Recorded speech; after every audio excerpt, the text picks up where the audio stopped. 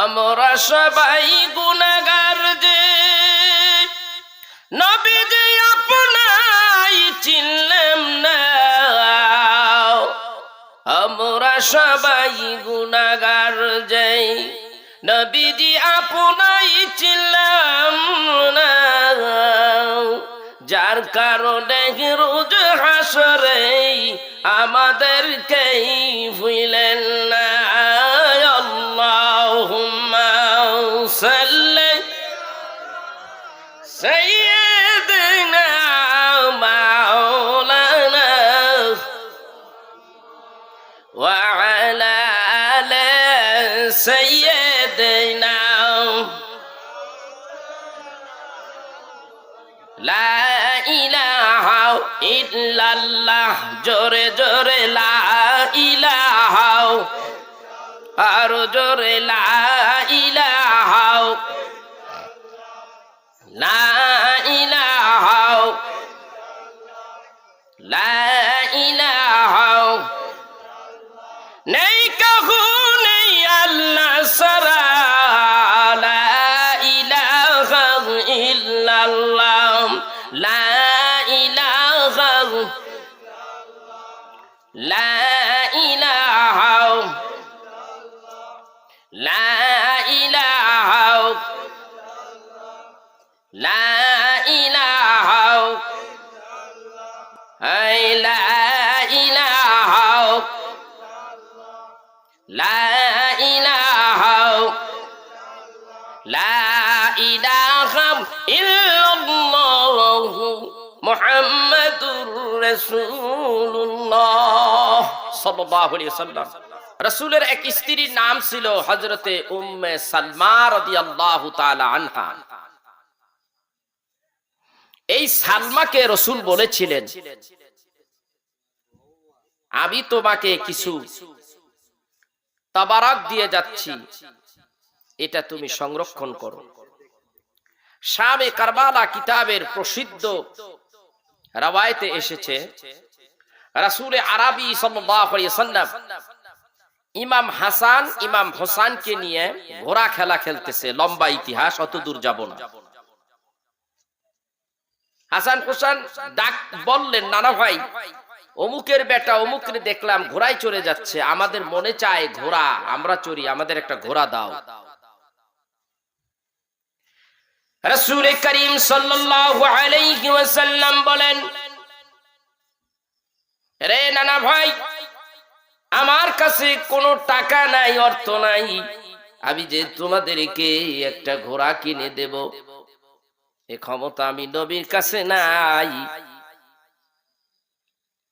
না না না ভাই, ঘোড়া দিতেই হবে। আল্লাহর নবী বলেন, হাসান হুসেন, আমি ঘোড়া যদিও না দিতে পারি, তোমাদের জন্য একটা ঘোড়া আছে, সেই ঘোড়ায় তোমরা চড়ো। কিতাবের মধ্যে আসছে, আল্লাহর হাবিব পা দুটা বেঁকা করিয়া হাঁটুর উপরে ভর করলেন, হাতখানা সামনে দিলেন, হামাগুড়ি দিয়া রইলেন। এবার ডাকদা বলেন, রে হাসান আর হুসাইন, আমার পিঠে উঠো। হযরতে হাসান আর হুসাইন দুই ভাই আল্লাহর নবীর পিঠে।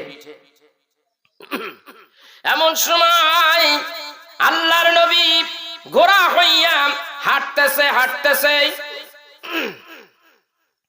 হঠাৎ হাসান ডাক দিয়া বলে, না না ভাই, ওই ঘোড়ার চাবুক ছিল, এই ঘোড়ার তো চাবুক নাই। আল্লাহর নবী নিজের মেসওয়াকখানা পকেটের ভিতর থেকে বের করে হাসানের হাতে দিলেন। হাসান এইবার হোসাইন ডাক দিয়া বলে, ওই ঘোড়ার লাগাম ছিল, এই ঘোড়ার লাগাম নাই, চাবুক তো পাইলাম, লাগাম নাই। আল্লাহর নবী নিজের রুমাল খানা দিলেন, রুমালের মাঝখানে নিজে কামড় দিয়া ধরলেন, আর দুই সাইড পিছনে দিয়ে দিলেন। ইমাম হাসান হুসেন দুইটা ধরিয়া, রুমালের দুই দিক ধরিয়া, আর ইমাম হাসান ওই চাবুক দিয়া বাড়ি বাড়ি আর বলে, হাঁটো হাঁটো, আমাদের ঘোড়া কত সুন্দর, কত সুন্দর। আল্লাহর হাবিব এইভাবে তাদের পিঠে নিয়ে এইভাবে যখন ঘোড়া খেলা খেলতেছে, এমন সময় হাসান ডাক দিয়া বলে, ও নানা ভাই, ওই ঘোড়ায় তো ডাক দিছে, এই ঘোড়ায় তো ডাক দেয় না। আল্লাহর নবী নাতিকে খুশি করতে যাইয়া ঘোড়ার মতো একটা ডাক দিলেন। ও নানা ভাই, একটা ডাক দিলা বড় মজা লেগেছে, তৃপ্তি ভরে নাই, আরেকবার ডাক দাও। আরেকবার ডাক দিলেন। ডাক দেওয়ার পরে আবার আরেক ভাই ডাক দা বলে, ও নানা ভাই, দুইটা ডাক দিলা তৃপ্তি ভরে নাই, আরেকবার ডাক দাও। আল্লাহর নবী দুই ভাইকে পিঠের দিকে নামিয়ে দিলেন। ঠিক এই সময় জিবরাইল আসলেন। আল্লাহ তাআলা বলেন, জিবরাইল, তুমি জমিনে যাও, আমার হাবিবকে যায় বলো, আমার হাবিব যদি হাসান আর হুসাইনকে পিঠে নিয়ে যদি 3 নম্বর ডাকটা দিত, আমি আল্লাহ রাব্বুল আলামিন তার অসংখ্য উম্মতকে মাফ করে দিতাম। ও জিবরাইল, 3 নম্বর ডাক দিলে যদি আমার উম্মত মাফ পাইতে পারে, তাইলে আমি আমার হাসান আর হুসাইনকে পিঠের উপরে লইয়া আবার ডাক দেই। হযরতে জিবরাইল বলেন, হুজুর, আর এই সুযোগ নাই, আপনি ফেল মেরেছেন, আর সুযোগ নাই। ইয়া রাসূলুল্লাহ, ইয়া হাবিবাল্লাহ, আমি অন্য একটা কাজে আপনার কাছে এসেছি, অন্য একটা কাজেই আপনার সংবাদ দিতে এসেছি। অন্য রাওয়ায়াতে আসে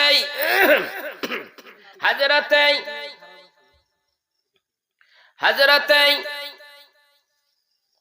রাসূলুল্লাহ সাল্লাল্লাহু আলাইহি ওয়াসাল্লাম ইমাম হাসান হুসাইনকে নিয়ে যখন ঘোড়া খেলা খেলতেছে, এমন সময় জিবরাইল এসে ডাকদা বলেন, ইয়া রাসূলুল্লাহ, ইয়া হাবিবাল্লাহ, কত সুন্দরই না ঘোড়ার, কত সুন্দরই না সওয়ারি।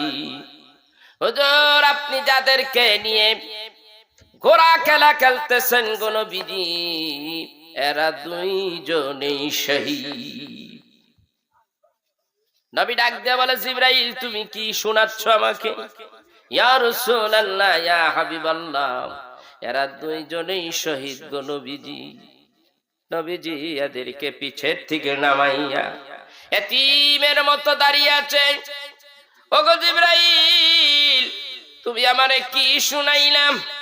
ইয়া রাসূলুল্লাহ, ইয়া হাবিবাল্লাহ, আপনি জানেন না গো নবীজি, ইমাম হাসানকে বিষ পান করাইয়া এজিদের মাধ্যমে তাকে বিষ দেওয়া হবে, সেই বিষ সে খাবে। শরবতের মাধ্যমে তাকে বিষ দেওয়া হবে, সেই বিষ সে খাবে। সেই বিষ খাওয়ার পরে সে দুনিয়ার থেকে শহীদ হয়ে বিদায় হয়ে যাবে।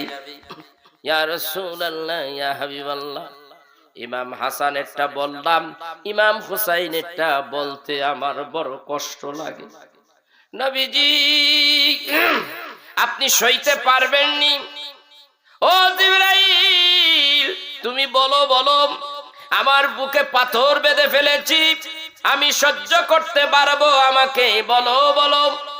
ইয়া রাসূলুল্লাহ, ইয়া হাবিবাল্লাহ, আপনার হাসান আপনার হুসাইনকে ওই কুফাবাসীরা মিথ্যা চিঠি দিয়া তাকে দাওয়াত দিয়ে নিবে, তার সঙ্গে মুনাফিকি করবে, তাকে পানি দেবে না, তারপরে তাকে কারবালার ময়দানে শহীদ করে দেওয়া হবে গো নবীজি।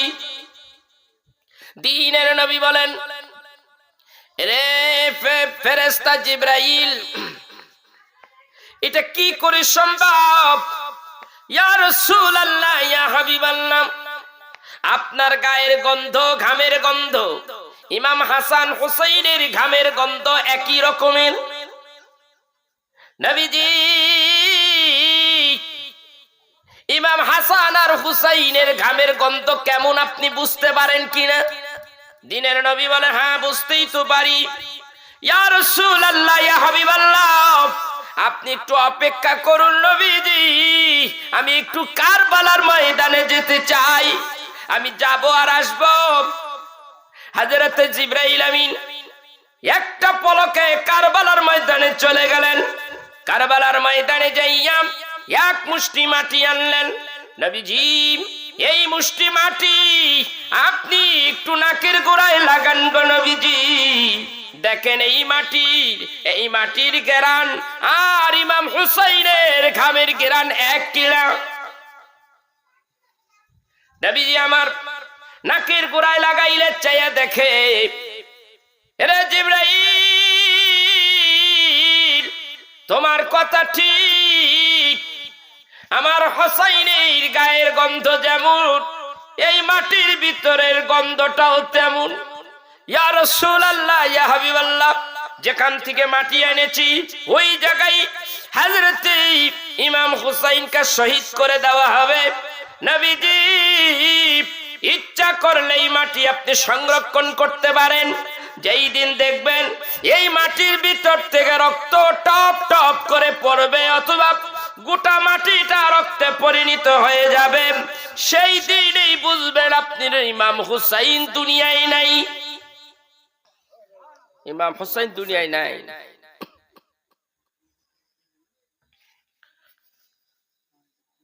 আমার দিনের নবী কাঁদতেছেন, আর উম্মে সালমা তার স্ত্রীকে ডাকলেন, উম্মে সালমা রে, যেই সময় আমার ইমাম হুসাইন শহীদ হবে, হাসান শহীদ হবে, এই পৃথিবীতে আমি নবী থাকবো না। তবে তোমাকে আমি এই মাটিটুকু দিয়ে দিলাম, তুমি একটা কাচের বোতলের মধ্যে রাখতে পারো, সংরক্ষণ করো। যখন এই রক্তের ভিতরে, এই মাটির ভিতরে রক্ত এসে যাবে অথবা এই মাটি রক্তে পরিণত হবে, তখনই বুঝবা ইমাম হুসাইন কারবালার ময়দানে শহীদ। হাদিস শরীফের মধ্যে আছে, উম্মে সালমা বলে আমি কি অতদিন বেঁচে থাকবো? হ্যাঁ আমি বেঁচে থাকবো, যেহেতু আমার নবী বলেছে। আমার কাছে যখন এই মাটি দেওয়া হয়েছে সংরক্ষণ করার জন্যই, আবার বলে দিয়েছে এই মাটির ভিতর থেকে যখন রক্ত আসবে তখন মনে করবা ইমাম হুসাইন কারবালায় শহীদ, তাইলে বোঝা যায় আমি অতদিন বেঁচে থাকবো। হাদিস শরীফের মধ্যে আছে, হযরতে উম্মে সালমা রাদিয়াল্লাহু তাআলা আনহা দুপুর বেলা ঘরের মধ্যে শুয়ে আছে, এমন সময় তার দাসী ঢুকছে। দাসী ঢুকিয়া দেখে নবী পরিবার, হযরতে উম্মে সালমা কাঁদতেছে। দাসী জিজ্ঞাসা করে, আম্মাজান কেন কাঁদেন গো আম্মাজান, আমাকে বলেন কি দুঃখ, আপনি কি কারণে কাঁদেন? নবীর স্ত্রী উম্মে সালমা ডাক দিয়া বলেন, উম্মে সালমা ডাক দিয়া বলেন, এরে দাসী, কিছুক্ষণ আগে দেখলাম আমার দিনের নবী আমার ঘরের ভিতরে আসছিল। আমি আমার নবীকে দেখতে পাইলাম, আমার নবীর শরীরটা উদাম, গায়ের মধ্যে কোনো কাপড় নাই। আমার নবীজির দাড়ি মুবারকের মধ্যে ধুলা লাগানো দেখলাম, আমার নবীজির শরীরের মধ্যে ময়লা দেখলাম, ধুলাবালি দেখলাম। আমার নবীজির দাড়ির ভিতর থেকে রক্তগুলি টপ টপ করে পড়তেছে। আমি জিজ্ঞাসা করলাম, ইয়া রাসূলুল্লাহ, ইয়া হাবিবাল্লাহ, আপনি কোথা থেকে এসেছেন, আপনাকে কেমন দেখা যায় কেন নবীজি? দিনের নবী ডাক দা বলে, সালমা রে, আমি কারবালার ময়দান থেকে এসেছি। ইয়া রাসূলুল্লাহ, ইয়া হাবিবাল্লাহ, কারবালার ময়দানে এমন কি ঘটলো গো নবীজি? আপনার চোখে পানি, দাড়িতে ধুলাবালি, রক্ত পড়তেছে গো নবীজি। আপনার শরীর মুবারকের মধ্যে ধুলাবালি দেখা যায় গো নবীজি। দিনের নবী বলে, সালমা রে, আমি কারবালার ময়দানে যাই যখন, আমি যখন মদিনায়, তখনও আমার ইমাম হুসাইনকে যখন কারবালার ময়দানে শোয়াইয়া দেওয়া হলো, গলার মধ্যে যখন ছুরি দিয়া পুচাইতে লাগলো, গলা কাটে না। আবার হুসাইন তখন কয়, ও দাদা ভাই, দাদা ভাই, তিনটা ডাক দিয়েছে যখন, আমি নবী মদিনায় থাকতে পারি নাই। আমার আল্লাহ তাআলা আমারে তিনটা সুরত দিছে, একটা সুরতে বাশারি, একটা সুরুতে মালাকি, একটা সুরুতে হালাকি, একটা সুরুতে হাকিকি, তিনটা সুরুত আমাকে দিয়েছে। একটা সুরুত দিয়ে আমি মানুষের মতো হাটে বাজারে যাই, দুনিয়ার সংসার আদি করেছি, মানুষের মতো চলাফেরা করেছি। আর একটা সুরত আল্লাহ আমারে দিছে, এইটা ফেরেশতাই সুরত। ফেরেশতাদেরকে যেমন দেখা যায় না, দুরূদ শরীফ পড়লে অসংখ্য ফেরেশতা মাহফিলে আসে, যেমন ওই দুরূদ পড়ার পরে ফেরেশতারা যেমন আসে, আসলে যখন জনগণ ওই ফেরেশতাদের দেখতে পায় না, আমি নবীজির একটা সুরত ওই রকম আছে। আমি নবীজি যখন কোন মজলিসে যাই, কোন জায়গায় যাই, তখন কেউ আমারে দেখতে পায় না। ওই শক্তি নিয়ে আমার আল্লাহ আমাকে এক জায়গা থেকে আরেক জায়গায় যাওয়ার ক্ষমতা দিয়ে দিয়েছে। আমি জিবরাইল হযরতে নবী করিম সাল্লাল্লাহু আলাইহি ওয়াসাল্লাম বলেন, আমি ফেরেশতার শুরুতে কারবালার ময়দানে আমার নানা ভাই ইমাম হুসাইনের কাছে গেলাম। আমার ইমাম হুসাইন শহীদ হয়ে যায়। আমি ডাকতে বলি, হুসাইন রে, কান্না করবি না, একটা চিৎকারও দিবি না, আজকে তুই শহীদ হয়ে যাবি। তুই যদি শহীদ হয়ে যাস, আবার অসংখ্য উম্মত নাজাত পাইয়া যাবে। সুবহানাল্লাহ। ভাইরা মা, দ্বীনের নবী বলেন, আমার হুসাইন কান্দে, আমি সইতে পারি না। আমাকে ওরা কেউ দেখতে পায় না, যেহেতু আমি ফেরেশতার রূপ ধরেছি, শুরুতে মালাকে নিয়ে আমার ইমাম হুসাইনের কাছে এসেছি। আমার হুসাইনকে আমার বুকের সঙ্গে লাগাইলাম, কারবালার ময়দানে কয়েকটা ঘুরুন্টি দিলাম। ওই ঘুরুন্টির কারণে আমার শরীরের মধ্যে কারবালার ময়লা ধুলা লাগছে। আর যখন আমার হুসাইনের গলার মধ্যে যখন খঞ্জর দিয়া জনৈক ব্যক্তি যখন খঞ্জর দিয়ে আমাকে আমার হুসাইন রে কাটলো, জবাই করে দিল, শহীদ করে দিল, তখন রক্তগুলি বাইর হয়ে গেল। ওই রক্তগুলি আমি নবীর দাড়ি মুবারকে লেগেছে। ওই দুলাবালি আর রক্ত লইয়া তুমি উম্মে সালমার ঘরে হাজির হয়ে গেছি। ওই উম্মে সালমা, মদিনায় খবর দিয়া দাও। আমার দ্বীনের নবী বলেন, মদিনায় খবর দিয়া দাও, ইমাম হুসাইন কারবালায় শহীদ। আল্লাহু আকবার। আমার নবী এই কথা বলে চলে গেছে।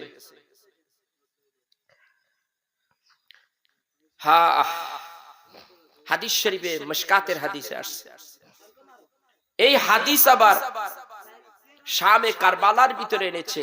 এই হাদিস নকল করেছে আল বিদায়া ওয়ান নিহায়ার ভিতরে। আল বিদায়া ওয়ান নিহায়ার মধ্যে আল্লামা ইবনে কাসির রাহমাতুল্লাহ আলাইহি তিনি লেখেন, নবীর এক চাচা ছিল হযরতে আব্বাস রাদিয়াল্লাহু তাআলা। তিনি বলেন, দুপুর বেলা চাইয়া দেখি আমার ঘরে আমার নবী হাজির।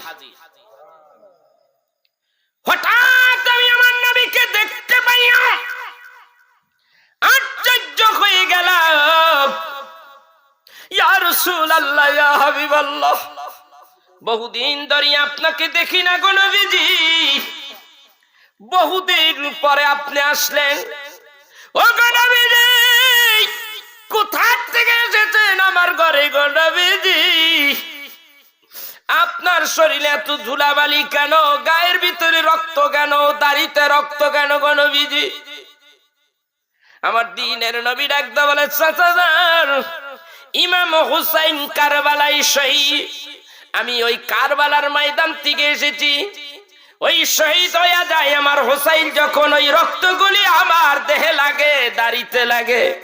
ওই রক্ত লইয়া আমি আপনার ঘরে এসেছি। মদিনাবাসীদেরকে জানাইয়া দেন, ইমাম হুসাইন কারবালায় শহীদ। আল্লাহু আকবার। হযরতে আব্বাস রাদিয়াল্লাহু তাআলা আনহু বলেন, নবী আমার চলে যায়, এমন সময় আমি চাইয়া দেখি আমার দ্বীনের নবীর হাতের মধ্যে দুইটা কাচের পেয়ালা। ইয়া রাসূলুল্লাহ, ওই কাচের পেয়ালার মধ্যে লাল লাল ওইগুলি কি?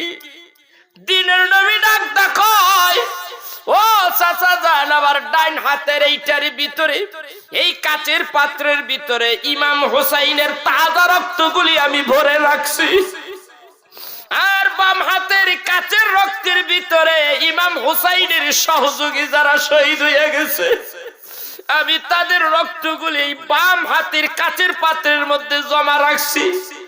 ইয়া রাসূলুল্লাহ, এই রক্ত দিয়া কি হবে? দিনের নবী বলে, চাচা যান, হাসরের ময়দান যেই দিন কায়েম হয়ে যাবে, আমি আমার আল্লাহর কুদরতি টেবিলের মধ্যে কাচের পাত্র রক্তগুলি জমা রাখবো। আল্লাহ আমারে যখন জিজ্ঞাসা করবে, ইয়া রাসূলুল্লাহ, হাবিব গো, এই রক্তগুলি কিসের রক্ত, আমি তখন বলবো, ওগো আল্লাহ, এইটা ইমাম হুসাইনের গায়ের তাজা রক্তগুলো বিধি, ইমাম হুসাইন ইমাম হাসাইনের সঙ্গী সাথীদের রক্তগুলি।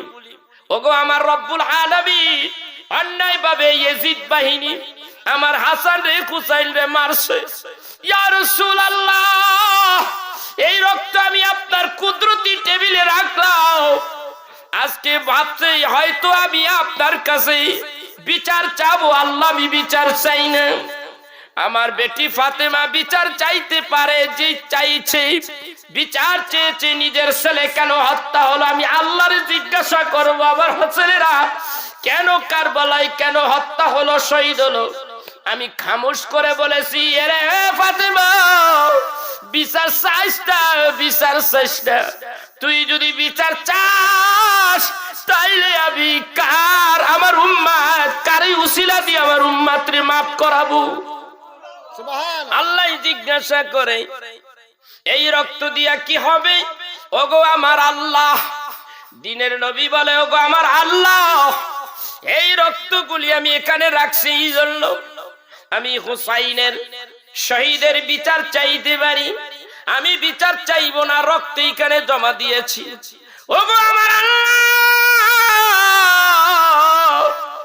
আমার হুসাইনের এই কারবালাই শহীদের বিনিময়ে আমার উম্মত গুলির মাফ করে দাও।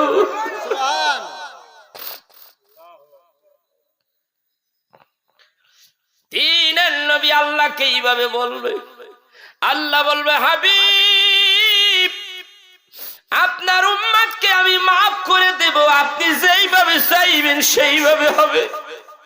দিনের নবী বলেন, ওগো আমার আল্লাহ, আমার উম্মত গুলি মিজানের পালায় ওখানে থাকবে, মিজানের গোড়ায় যখন যাবে আমার উম্মত গুলি থরথর করিয়া কাঁপবে। ইয়া রব্বুল আলামিন, আমার উম্মত গুলি পলসিরাতের বিরিদের কিনারে গেলে থরথর করিয়া কাঁপবে। ইয়া রব্বুল আলামিন, আমার উম্মতকে কি তুমি মাফ করবা না? ওগো আমার হাবিব, আমি ওয়াদা করলাম, আপনি নবীকে না জিগাইয়া আপনার একটা উম্মত জাহান্নামে পাঠাবো না। যান, হাসরের ময়দানে আপনি আপনার উম্মতের জন্য ব্যবস্থা নেন। দিনের নবী বলেন, আমি তখন মিজানের কিনারায় চলে গেলাম। কোথায়? আল্লাহ তাতগাউ ফিল মিজান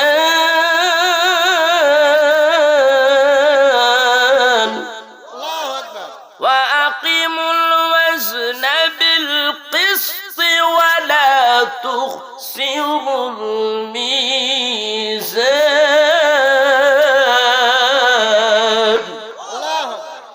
এটা একটি মানদণ্ড, ওজন পালা, যেখানে ভুল নাই। দুনিয়ার ওজনের মধ্যে ভুল আছে, নেওয়ার বেলা ঝুলাইয়া নেয়, দেওয়ার বেলা টান করিয়া দেয়, ঠিক কিনা?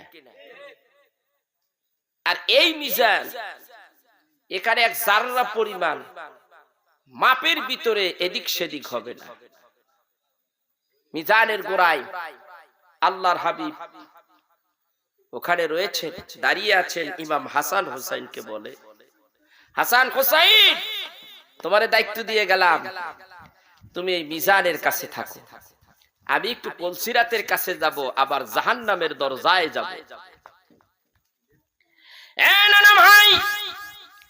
আপনি বলুন, এখানে দাঁড়িয়ে আমাদের কাজ কি?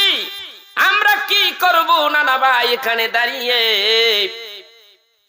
ইমাম হাসান হোসেন আল্লাহর নবীকে প্রশ্ন করে বসলেন।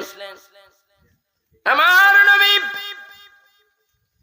এত সুন্দরভাবে তার জবাব দিয়ে দিলেন, যে জবাব শুনলে উম্মতি মুহাম্মাদিরা খুশি হয়ে যাবে।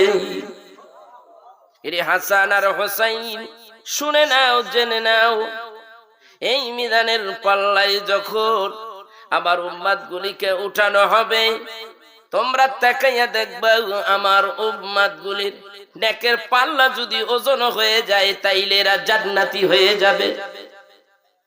আর যাদের বদের পালার ওজন বেশি হয়ে যাবে, নেকের পালার ওজন হালকা হয়ে যাবে, তখন কিন্তু আমার উম্মতের বিপদ হয়ে যাবে, উম্মত যাবে জাহান্নামে। ইয়া রাসূলুল্লাহ, ইয়া হাবিবাল্লাহ, আমাদের কাজ কি? আমার উম্মতের নেকের পালার ওজন যখন কমে যাবে, হালকা হয়ে যাবে, বদের পাল্লা ভারী হয়ে যাবে, তখন আমি তোমাদের হাতে একখানা জুব্বা মুবারক দিয়ে গেলাম। জুব্বাটা ছিল লালে লাল, টকটকা লাল। ও নানা ভাই, এটা কিসের জুব্বা নানা ভাই? ইমাম হুসাইনকে ডাকদা বলে, হুসাইন দেখো এই জুব্বা চিনোনি? এই জুব্বা সেই জুব্বা রে ইমাম হুসাইন, এই জুব্বা নিয়ে তুমি কারবালার ময়দানে জিহাদে গিয়েছিলে। কারবালার ময়দানে তোমাকে যখন শহীদ করে দেওয়া হয়, ওই সময় এই জুব্বাখানা তোমার গায়ে ছিল, রক্তে লাল হয়ে গেছিল। আমি এই জুব্বাখানা আমার রব্বুল আলামিন এবং আর আমি এই জুব্বাখানা আল্লাহ তাআলা মেহেরবানি করে এটাকে সংরক্ষণ করেছে। হাসরের ময়দানে কুদরতি ভাবে আমার আল্লাহ আমার হাতে দিছে। যদি দেখো আমার উম্মতে নেকের ওজন কমে গেছে, আমার উম্মতের নেকের পালার উপরে তোমার এই রক্তমাখা জুব্বাখানা উঠাইয়া দিও। জুব্বা যখন উঠে দিবেন, তখন দেখবা এই জুব্বার কারণে, এই জুব্বার সম্মানের কারণে উম্মতের নেকের পালার ওজন বাইরা যাবে। এইভাবে যখন দিতেই থাকবা, আমার উম্মত নাজাত পাইয়া জান্নাতি হয়ে যাবে। ইমাম হাসান ডাকদা বলে, নানা ভাই, ইমাম হুসাইনের রক্তমাখা জুব্বা হাসরের ময়দানে আপনার উম্মতের জন্য কাজে লাগতেছে, আমি তো কোনো কাজে লাগতে পারলাম না। আমাকে কিছু বলুন। আমাকেও তো বিষ পান করাইয়া শহীদ করে দেওয়া হলো, আপনি আমাকে কিছু কি বলবেন না? হযরত ইমাম হাসান ডাকদা বলে, না না ভাই, চিন্তা করিস না। ওই জুব্বা দিতে দিতেই মানুষ এমন কিছু পাপিষ্ট এসে যাবে, ওই জুব্বায় আর কাজ হয় না। তখন তুই আমার উম্মতের নেকের পালার উপরে উঠা বসে যাইস। রে হুসাইন, তুই যখন বসে যাবি, আবার উম্মত তোর খাতিরে জান্নাতি হয়ে যাবে। চিন্তা করিস না। আল্লাহ বলেন, কিরামান কাতিবিনা ইয়ালামুনা মা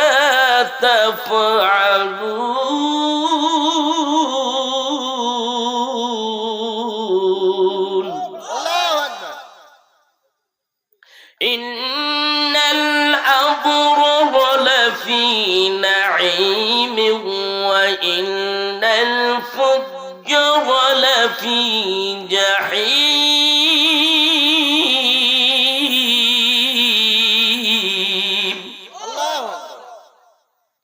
আমার উম্মত দুনিয়ায় ভালো কাজ করেছে, ওটাও লেখা হয়ে গেছে, খারাপ কাজ করেছে, ওটাও লেখা হয়ে গেছে।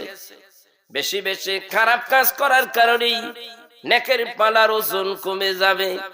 আমি তোরে বলে দিলাম, আমার উম্মতরে, তুই আমার উম্মতরে মুক্তি দেওয়ার জন্য তোর জুব্বা অথবা তুই নেকের পালার উপরে উঠে বসে যাস। বিনিময়ে আমার উম্মত জান্নাতি হয়ে যাবে। আল্লাহ বলেন যদি ভালো কাজ করো, নেকের কাজ করো, তাহলে তুমি জান্নাতি। আর বদ কাজ যদি করো, গুনাহের কাজ করো, তাহলে তুমি নাঈম নামে একখানা জান্নাতে ঢুকে যাবে। আল্লাহর কোরআনে সেটাই বলে।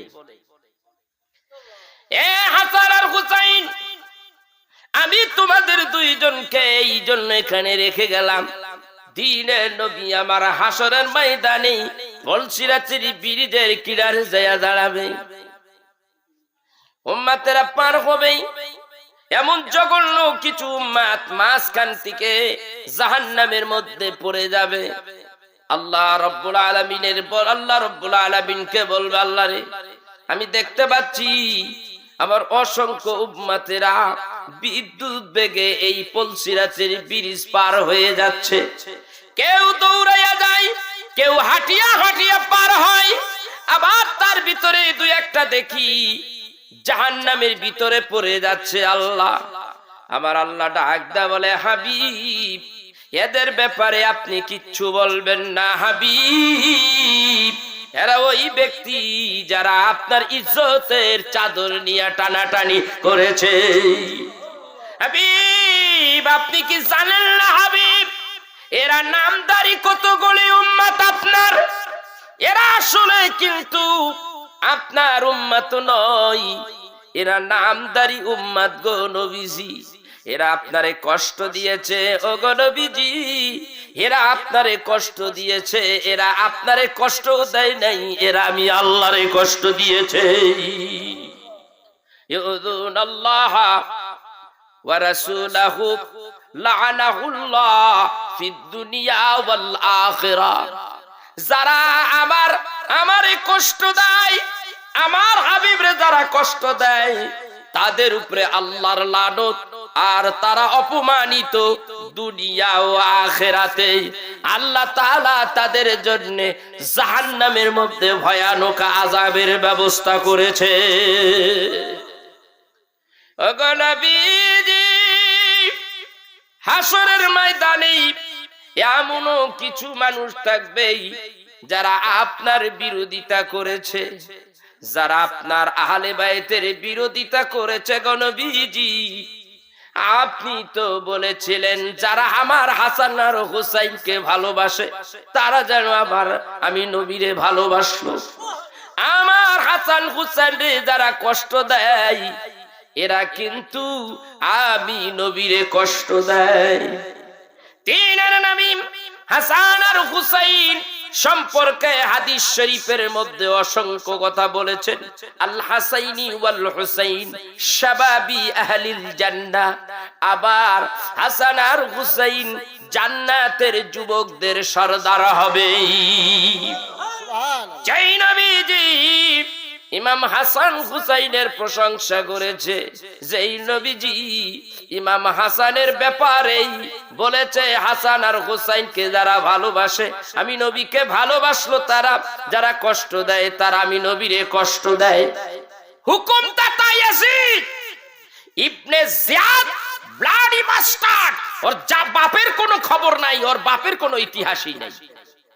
এই ইবনে জিয়াদ আর ইয়াজিদ, তাদের মধ্যে দুজনের কথা হয় কি, ইবনে জিয়াদের একটা বোন ছিল খুবই সুন্দরী। এই বোনের প্রেমে হাবুডুবু খায় ইয়াজিদ। বোনকে বিয়ে দেওয়ার জন্য এই ইয়াজিদ ইবনে জিয়াদের বোনকে বিবাহ করার জন্য এই দায়িত্ব ইবনে জিয়াদকে দিল, একে হত্যা করে দেওয়া হোক, না হলে রাস্তা পরিষ্কার হবে না ইয়াজিদের, আমার বোন সেই ঘরে যাইয়াও শান্তি পাবে না। অনেক কথা, অনেক রহস্য রয়েছে এটার ব্যাপারে। এই বোন আর ইবনে জিয়াদ, তার বাপের কোনো পরিচয় নাই, সে ছিল জারস সন্তান।